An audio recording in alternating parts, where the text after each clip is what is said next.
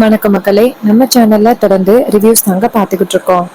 அந்த வகையில இப்ப நம்ம எதை பத்தின ரிவ்யூ பார்க்க போறோம் அப்படின்னா, நம்ம கார்த்திக் கதையில அடுத்து என்ன நடக்க போகுது அப்படிங்கறத பத்தி தாங்க இந்த வீடியோல பார்க்க போறோம். ஸோ மறக்காம இந்த வீடியோவுக்கு லைக் பண்ணிக்கோங்க, நம்ம சேனலையும் சப்ஸ்கிரைப் பண்ணிட்டு பக்கத்துல உள்ள பெல் ஐகானையும் கிளிக் பண்ணி ஆல்னு செட் பண்ணிக்கோங்க. அப்பதாங்க அடுத்தடுத்து வீடியோஸ் போடும் பொழுது தொடர்ச்சியா உங்களுக்கு நோட்டிபிகேஷன் வரும், பார்க்கலாம். சரி வாங்க வீடியோல என்ன நடந்துச்சு அப்படிங்கறத பத்தி நம்ம இன்னைக்கு பார்ப்போம். நம்ம ரோகிணிக்கு வந்துட்டு பரமேஸ்வரி மாறு வேஷம் போட்டுக்கிட்டு பிளட் கொடுத்துட்டு போறாங்க. அப்ப சந்திரா டக்குன்னு இங்க பாருங்க, எதுக்கு நீங்க முகத்தை மூடி வச்சிருக்கீங்க அப்படின்னு சொல்லி கேக்குறாங்க. சாமுண்டீஸ்வரி சந்திரா கிட்ட, இங்க பாரு சந்திரா, எடுத்தது எல்லாத்துக்கும் நீ சந்தேகப்பட்டுக்கிட்டே இருக்காத. இவங்க தெய்வம் மாதிரி வந்து என் பொண்ணை காப்பாத்திருக்காங்க, அதுக்கு இவங்களுக்கு நான் நன்றி தான் சொல்லணும் அப்படின்னு கையெடுத்து கும்பிட்டு சாமுண்டீஸ்வரி அவங்கள பார்த்துட்டு, என் பொண்ணை நீங்க காப்பாத்திருக்கீங்க அப்படின்ட்டு கையெடுத்து கும்பிட, அப்ப பரமேஸ்வரி சொல்றாங்க, இங்க பாருமா, இது என்னோட கடமை மாதிரிதாம்மா. அப்ப சாமுண்டீஸ்வரி ராஜராஜப்ப, என்னங்க பணத்தை கொடுங்க அப்படின்னு சொல்லிட்டு பணத்தை சாமுண்டீஸ்வரி வந்து பரமேஸ்வரி கிட்ட கொடுக்குறாங்க. பரமேஸ்வரி சாமுண்டீஸ்வரி கிட்ட சொல்றாங்க, இங்க பாரு, நான் இத பணத்தை எதிர்பார்த்து செய்யல, அந்த பொண்ணு உசுரோட இருந்தாலே எனக்கு போதும் அப்படின்னு சொல்லிட்டு பரமேஸ்வரி அந்த இடத்துல இருந்து கிளம்புறாங்க. கார்த்தி சாமுண்டீஸ்வரிய பார்த்து, அத்தை இவங்களை கொண்டு போய் விட்டுட்டு வரேன் அப்படின்னு கார்த்தி பரமேஸ்வரிய கூட்டிக்கிட்டு போறாங்க. வந்தது பரமேஸ்வரி அப்படின்னு சாமுண்டீஸ்வரிக்கு தெரியாது. அப்புறமா டாக்டர்ஸ் வந்துட்டு ரோகிணிக்கு ட்ரீட்மெண்ட் கொடுத்துக்கிட்டு இருக்காங்க பிளட் கொடுத்த பிறகு. அப்புறமா நம்ம கார்த்தி வந்து நேரா பரமேஸ்வரிய கூட்டிட்டு போயிட்டு, பாட்டி எப்படியோ ரோகிணிக்கு பிளட் கொடுத்தாச்சு. பாட்டி சொல்றாங்க, இங்க பாருப்பா. பரமேஸ்வரி சொல்றாங்க, கார்த்தி நான் மட்டும் சரியான நேரத்துல வரல அப்படின்னா ரோஹிணிக்கு எவ்வளவு பெரிய ஆபத்து வந்திருக்கும். சாமுண்டீஸ்வரி இந்த அளவுக்கு ஒரு கோவக்காரியா இருப்பா அப்படின்னு நான் எதிர்பார்க்கல. கார்த்தி சொல்றாரு, அத்தை எதுக்காக இப்படி கோவப்படுறாங்க அப்படின்னு எனக்கும் புரியல பாட்டி. அப்ப பரமேஸ்வரி சொல்றாங்க, சரி விடுப்பா, ஆனா தான் பொண்ணு செத்தாலும் பரவாயில்ல, என் பிளட் அவளுக்கு கொடுக்க கூடாது அப்படின்னு எவ்வளவு பிடிவாத்தத்தோட இருக்கிறா பாத்தியா. கார்த்தி சொல்றாரு, ஆமா பாட்டி, அத்தை இந்த அளவுக்கு கோவத்தோட இருப்பாங்கன்னு நான் எதிர்பார்க்கல. அப்ப பாட்டி கேக்குறாங்க, இவ்வளவு கோவத்தோட உள்ளவ எப்படிப்பா இந்த யாக பூஜைக்கு குடும்பத்தோட வருவா, எனக்கு நம்பிக்கை இல்லப்பா. கார்த்தி சொல்றாரு, பாட்டி வந்துதானே ஆகணும், வேற வழி இல்ல, நான் எப்படியாவது கூட்டிட்டு வரேன், நீங்க கவலைப்படாதீங்க. இது கேட்டதோட பாட்டியும், சரிப்பா உன் மேல நான் நம்பிக்கையோட இருக்கேன் அப்படின்னு சொல்லிட்டு பாட்டி சொல்றாங்க, சரி இங்க எல்லாம் சாமுண்டீஸ்வரி என்ன பார்த்தா அவ்வளவுதான், பிரச்சனை ஆகிடும், நான் போறேன். இது கேட்டதோட கார்த்தியும் சரி அப்படின்னு சொல்லிட்டு அந்த இடத்துல இருந்து போறாரு. கார்த்தி அங்கேருந்து உள்ளார வராரு. உள்ளார வந்ததோட சாமுண்டீஸ்வரி அங்க உள்ளவங்க கிட்ட, கார்த்தி மாப்பிள்ள மட்டும் இல்ல, ராஜா மாப்பிள்ள மட்டும் இல்ல அப்படின்னா ரோஹிணி ரொம்ப பெரிய ஆபத்துல சிக்கிருப்பா. எப்படியோ அவர் போயிட்டு ரோஹிணிக்கு ஏத்த பிளட் குரூப்ல உள்ள ஒருத்தவங்கள கூட்டிட்டு வந்துட்டாரு. மாப்பிள்ளைக்கு நான் ரொம்ப கடமைப்பட்டிருக்கேன் அப்படின்னு சாமுண்டீஸ்வரி சொல்லிக்கிட்டு இருக்காங்க. அப்பதான் சந்திரா சொல்றாங்க, அக்கா நீ இப்படி சொல்ற, ஆனா அவன் கூட்டிட்டு வந்தது யாருன்னே தெரியல. அப்ப ராஜராஜ சொல்றாரு, இங்க பாரு சந்திரா, நீ பேசுறது வர வர ரொம்ப மோசமா இருக்கு. ரோகிணி எவ்வளவு பெரிய ஆபத்துல இருந்து வெளியில வந்திருக்கா, அதுவும் யாரோ தெரியாத ஒருத்தவங்க ரோகிணியோட உயிரை காப்பாத்திருக்காங்க. அதுவும் ரோகிணியோட உயிர் காப்பாற்றப்பட்டதுனால சந்தோஷப்படுறத விட்டுட்டு நீ என்ன இப்படி பேசுற. அப்ப சந்திரா சொல்றாங்க, இல்ல மாமா அப்படின்னு. அப்ப ராஜராஜ சொல்றாரு, சந்திரா வாய மூடு, உன் பொண்ணுக்கு இது மாதிரி நடந்திருந்துச்சுன்னா உனக்கு அப்ப புரியும், உனக்கு என்ன புரிய போகுது. இது கேட்டதோட சந்திரா அதிர்ச்சி ஆகுறாங்க. இன்னொரு பக்கம் சாமுண்டீஸ்வரி சொல்றாங்க, சரி அமைதியா இருங்க. அப்பதான் கார்த்தி வராரு. கார்த்தி வந்ததோட அங்க உள்ளவங்களை பார்த்து, ரோகிணிக்கு இப்ப எப்படி இருக்கு. சாமுண்டீஸ்வரி சொல்றாங்க, மாப்பிள்ள அவங்க பிளட் கொடுத்துட்டு போன பிறகு இன்னும் டாக்டர்ஸ் வந்துட்டு எதுவும் சொல்லல, உள்ளார ட்ரீட்மெண்ட் நடந்துகிட்டு இருக்கு போல. கார்த்தியும் சரி அப்படிங்கிறாரு. சாமுண்டீஸ்வரி கார்த்திய பார்த்து, இங்க பாருங்க மாப்பிள்ள, நீங்க மட்டும் இல்லைன்னா என் பொண்ணோட உயிர் இன்னைக்கு என்ன ஆகிருக்கும்னே தெரியல. அந்த பரமேஸ்வரி ரத்தம் கொடுத்துதான் என் பொண்ணு உயிரை காப்பாத்தணும் அப்படின்னு அவசியமே கிடையாது. நல்ல வேலை மாப்பிள்ள, உங்களுக்கு தெரிஞ்ச ஒரு ஆளை கூட்டிட்டு வந்துட்டீங்க, இல்லைன்னா என் பொண்ணு என்ன ஆகிருப்பாளோ தெரியல அப்படின்னு.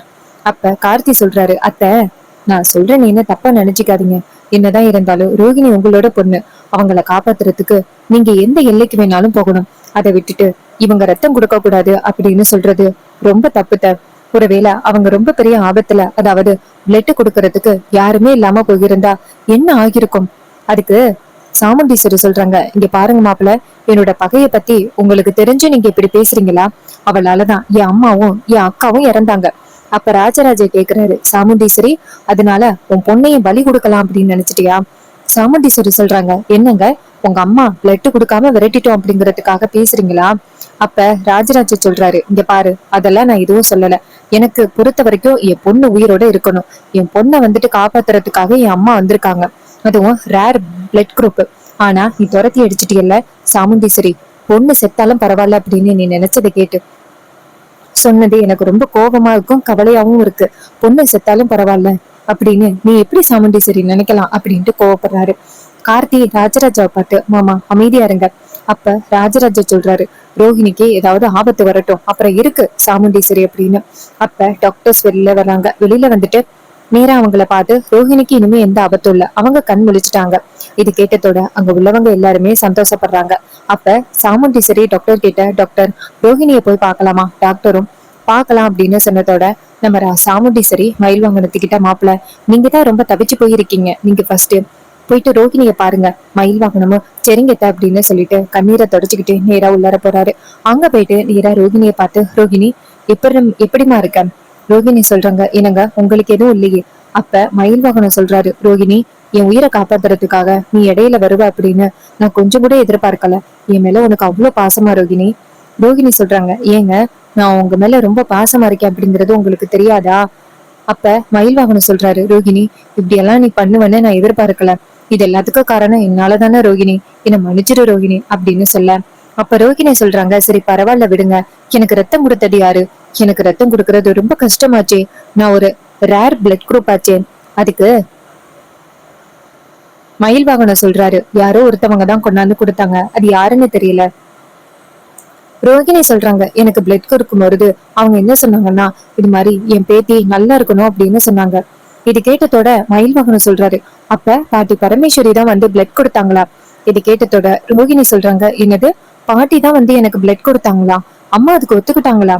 மயில் வாகனம் சொல்றாரு, இல்ல, அம்மா ஒத்துக்கவே இல்ல. நீ செத்தாலும் பரவாயில்ல, அவங்க பிளட் கொடுக்க கூடாது அப்படின்னு ரொம்ப பெரிய பிடிவாதத்துல இருந்தாங்க. இது கேட்டதோட ரோஹிணி அதிர்ச்சி ஆகுறாங்க. இந்த அளவுக்கு அம்மா கோவத்தோட இருப்பாங்க அப்படின்னு நான் எதிர்பார்க்கல. மயில் வாகனம் சொல்றாரு, ரோஹிணி, நானும் தான் எதிர்பார்க்கல. அத்தை இந்த அளவுக்கு கோவத்தோட நீ செத்தாலும் பரவாயில்ல, அவங்க கிட்ட இந்த பிளட் வரக்கூடாது அப்படின்னு எவ்வளவு பிடிவாதம் பண்ணாங்க தெரியுமா? இந்த அளவுக்கு அவங்க பிடிவாதம் பண்ணுவாங்க அப்படின்னு நான் எதிர்பார்க்கவே இல்லை ரேவதி. இப்படியோ பாட்டி தான் வந்து பிளட் கொடுத்துட்டு போயிருக்காங்க, பாட்டி தான் வந்து பிளட் கொடுத்தாங்க அப்படிங்கிற விஷயத்த நீ யாருக்கிட்டையும் சொல்லிடாத ரோகிணி. அப்ப ரோகிணி சொல்றாங்க, சரிங்க, நான் சொல்ல மாட்டேன். அதே நேரத்துல நம்ம சாமுண்டீஸ்வரி, கார்த்தி எல்லாரும் உள்ளார வராங்க. அப்ப சாமுண்டீஸ்வரி ரோகிணியோட கையை பிடிச்சு, ரோகிணி இப்ப எப்படிமா இருக்கு? ரோகிணி சொல்றாங்க, எனக்கு பரவாயில்லம்மா. அந்த நேரம் சந்திரா சொல்றாங்க, அக்கா, கோவிலுக்கு போற நேரத்துல இப்படி ஒரு அபசகுணம் மாதிரி ஆகிருச்சே. அப்ப ராஜராஜ சொல்றாரு, சந்திரா, கொஞ்சம் கூட நீ யோசிச்சே பேச மாட்டியா? இதே மாதிரிதான் ஏதாவது ஒரு பிரச்சனைய கொண்டுகிட்டே வருவியா? அப்ப சந்திரா சொல்றாங்க, இங்க பாருங்க, உங்களுக்கு தெரியல, இத்தனை நாளும் நம்ம குடும்பத்துல உள்ளவங்க யாராவது ஒருத்தருக்கு இந்த மாதிரி ஆபத்து வந்திருக்கா? இது வரைக்கும் யாருக்குமே இந்த மாதிரி ஆபத்து வரல. ஆனா திடீர்னு இப்ப ரோஹிணிக்கு இந்த மாதிரி ஆபத்து வந்திருக்கு. எனக்கு என்னமோ அந்த கோயிலுக்கு போகாதீங்க அப்படின்னு கடவுள் நம்மளுக்கு சொல்ற எச்சரிக்கை மாதிரி தெரியுது. அக்கா, கொஞ்சம் யோசனை பண்ணி முடிவெடு. இது கேட்டதோட சாமுண்டீஸ்வரி யோசிக்க ஆரம்பிக்கிறாங்க. அப்ப ராஜா இத பாத்துட்டு, இவ என்ன தேவையில்லாத பிரச்சனையெல்லாம் கொண்டுகிட்டு வரா அப்படின்னு ராஜா டென்ஷன் ஆகுறாரு. அப்ப மயில் வாகனம் சொல்றாரு, இங்க பாருங்க, இப்ப என் ரோஹிணி உயிர் பொழைச்சதுக்கும் அந்த கடவுள் தானே காரணம். அந்த கடவுளை போய் பார்த்து நன்றி கண்டிப்பா சொல்லணும். அப்ப சந்திரா சொல்றாங்க, மாப்பிள்ள, உங்களுக்கு எதுவும் தெரியல, அதனாலதான் இப்படி பேசுறீங்க. சாதாரணமா ரோட்ல போன உங்களை தேவையில்லாம கூப்பிட்டு வம்பு வளர்த்துருக்கானுங்க, வம்பு வளர்த்து ரோஹிணியை அடிச்சிருக்கானுங்க. என்னை பொறுத்த வரைக்கும் இது சாதாரணமா நடந்த மாதிரி தெரியல அப்படின்னு. அப்பதான் சாமுண்டீஸ்வரி சொல்றாங்க, ஆமா சந்திரா, இது சாதாரணமா நடந்த மாதிரி தெரியல. இதுக்கு பின்னாடி யாரோ ஒருத்தவங்க இருக்காங்க. ஒண்ணு அந்த கோயிலுக்கு போக கூடாது அப்படின்னு நினைக்கணும், இல்லைன்னா அந்த கோவிலுக்கு நான் வரணும் அப்படின்னு நினைக்கிறாங்க. இது ரெண்டுத்துல ஏதோ ஒரு விஷயம் என்ன பழி வாங்கணும் அப்படிங்கறதுக்காக யாரோ ஒருத்தவங்க இப்படி பண்ணிருக்காங்க. அப்ப மயில் வாகனம் சொல்றாரு, அத்தை, என்னை பொறுத்த வரைக்கும் அந்த சிவனாண்டியா தான் இருப்பான்னு தோணுது. ஏன்னா அவன் தான் ஆரம்பத்துல இருந்து நம்மள பழி வாங்கிக்கிட்டே இருக்கான். ஆரம்பத்துல இருந்து நம்ம குடும்பத்துக்கு ஏதாவது ஒரு பிரச்சனைய கொண்டு வந்துகிட்டு இருக்கான். எனக்கு தெரிஞ்சு அவன் தான் இதை பண்ணிருப்பான்னு தோணுது. அப்பதான் சாமுண்டீஸ்வரி சொல்றாங்க, ஆமா மாப்பிள்ள, எனக்கும் அதான் தோணுது. ஒருவேளை அவன் கூட இதை பண்ணிருக்கலாம். அப்ப சந்திரா கேக்குறாங்க, இங்க பாருங்க, இப்ப எதுக்கு நீங்க சிவனாண்டி மேல பழி போடுறீங்க? அவனுக்கும் இதுக்கும் சம்மந்தம் இருக்கிற மாதிரி எனக்கு தெரியல. அப்ப ராஜராஜா கேக்குறாரு, ஏ சந்திரா, நீ எதுக்கு அவனுக்கு திடீர்னு சப்போர்ட் பண்ற? அப்ப சந்திரா சொல்றாங்க, நான் என்ன சப்போர்ட் பண்ணேன், நான் சும்மா தான் சொன்னேன். அப்பதான் மயில்வாகனர் சொல்றாரு, இங்க பாருங்க, ஒருவேளை என் ரோஹிணிக்கு இப்படிப்பட்ட ஒரு ஆபத்து வந்ததுக்கு அந்த மயில்வாகனம் மட்டும் காரணமா இருந்தா அவனை நான் சும்மா விட மாட்டேன் அப்படின்னு மயில்வாகனம். இதை கேட்டதோட நம்ம கார்த்தி சொல்றாரு, இங்க பாருங்க, நீங்க கவலைப்படாதீங்க, ரோஹிணியோட இந்த நிலைமைக்கு யாரு காரணமோ அவங்கள நம்ம சும்மா விட மாட்டோம் அப்படின்னு. அப்புறமா டாக்டர்ஸ் வந்துட்டு, சரி ரோஹிணிய நீங்க நாளைக்கே கூட்டிட்டு போகலாம் அப்படின்னு சொன்னதோட சாமுண்டீஸ்வரியும் சரி அப்படிங்கிறாங்க. அதுக்கப்புறமா மறுநாள் காலை ரோஹிணிக்கு கூட்டிக்கிட்டு போறாங்க. இன்னொரு பக்கம் சந்திரா நினைக்கிறாங்க, இந்த மாதிரி ரோஹிணிக்கு இப்படி ஒரு விபத்து அப்படின்னா கண்டிப்பா இதுக்கு காரணம் வேற யாராதான் இருக்கணும் அப்படின்னு சொல்லிட்டு நேரா சிவனாண்டிய போய் பாக்குறாங்க சந்திரா. அப்ப சிவனாண்டி நேரா சந்திரா பார்த்து, என்ன சந்திரா, வீட்டுல பயங்கர கலவரமா இருக்கு போல. அப்ப சந்திரா சொல்றாங்க, ஆமாங்க, உங்களுக்கு எப்படி தெரியும்? அப்ப சிவனாண்டி சொல்றாரு, அந்த கலவரத்துக்கு நான் தானே காரணம். அப்ப சந்திரா சொல்றாங்க, என்னங்க சொல்றீங்க? அந்த சாமுண்டீஸ்வரி அவளோட பொண்ணுக்கு இந்த நிலைமைக்கு யாரு காரணமோ அவங்கள சும்மா விட மாட்டேன் அப்படின்னு கங்கணம் கட்டிக்கிட்டு தெரியுறா. என்னங்க நீங்க இப்படி திடீர்னு சொல்றீங்க? இது கேட்டதோட சிவனாண்டி சொல்றாரு, இங்க பாரு சந்திரா, அந்த வீட்டுல யாராவது ஒருத்தவங்களுக்கு காயம் ஏற்பட்டுச்சுன்னா கோவிலுக்கு போறதுக்கு சாமுண்டீஸ்வரி யோசிப்பாள்ல. நீதான் இந்த விஷயத்த வச்சு பெருசாக்கி அவங்க கோயிலுக்கு போறதை தடுக்கணும். அவங்க கோயிலுக்கு போனா கண்டிப்பா அந்த ராஜ சேதுபதி குடும்பத்தோட அப்படியே மறுபடியும் வந்துட்டு உறவாயிருவாங்க. அதுக்கப்புறம் நம்மளால அந்த குடும்பத்தை பழிய வாங்க முடியாது. என்ன சொல்ற?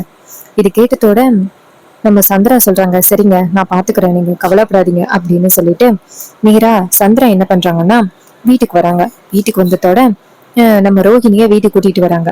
அப்ப நம்ம சாமுண்டீஸ்வரி ரோஹிணிக்கு ஆரத்தி எடுத்து வீட்டுக்குள்ள வரவேற்கிறாங்க. ரோஹிணி வீட்டுக்குள்ள வராங்க. நம்ம மயில்வாகனம் தான் கூட்டிட்டு வராரு. கூட்டிட்டு வந்துட்டு வீட்டுக்குள்ள உட்கார வைக்கிறாரு. அதே நேரம் சந்திரா அந்த இடத்துக்கு வராங்க. சரி, நம்ம வேலையை ஆரம்பிக்க வேண்டியதுதான் அப்படின்னு. அதே நேரம் ராஜராஜா நேரா சாமுண்டீஸ்வரி கிட்ட, ஈஸ்வரி, இன்னைக்கு சாயந்தரம் போலவே கோயிலுக்கு கிளம்பணுமா, இன்னைக்கு நைட்டு யாக பூஜை.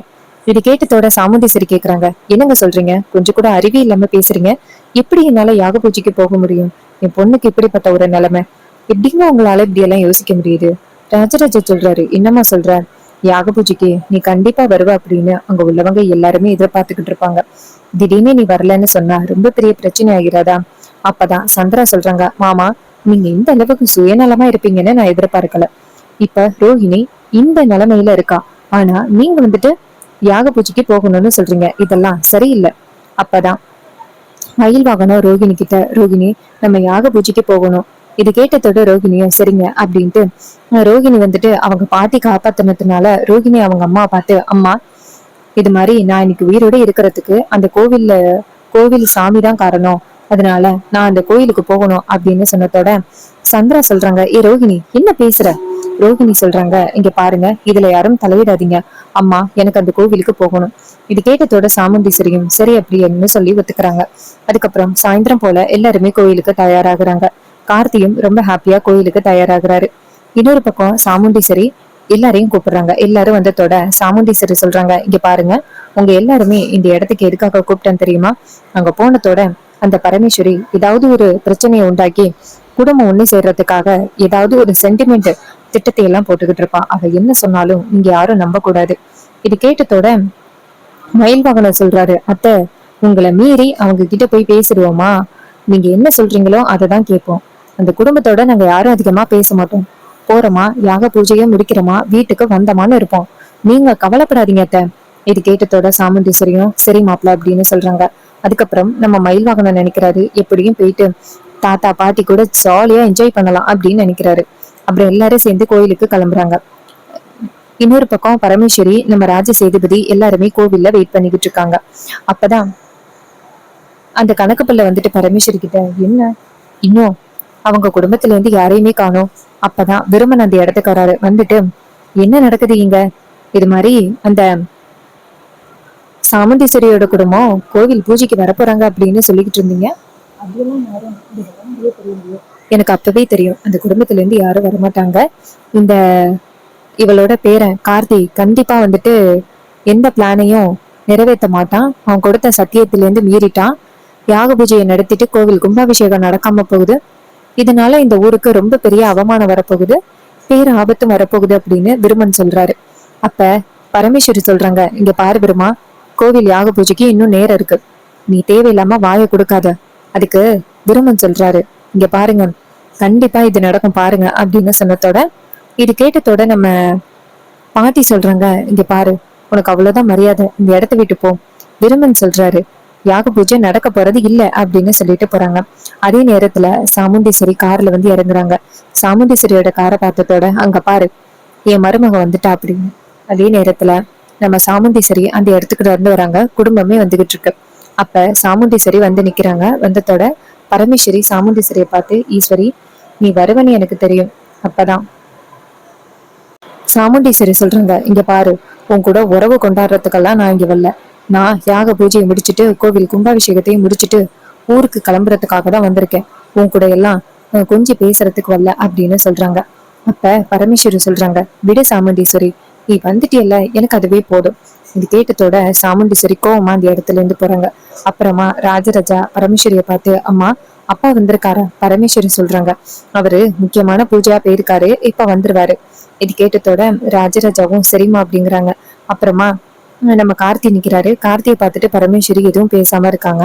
அப்புறம் பேத்திகளை பார்த்துட்டு நம்ம பரமேஸ்வரி வந்துட்டு ரொம்ப சந்தோஷமா, பேத்திகளா எப்படா இருக்கீங்க அப்படின்னு கேக்குறாங்க.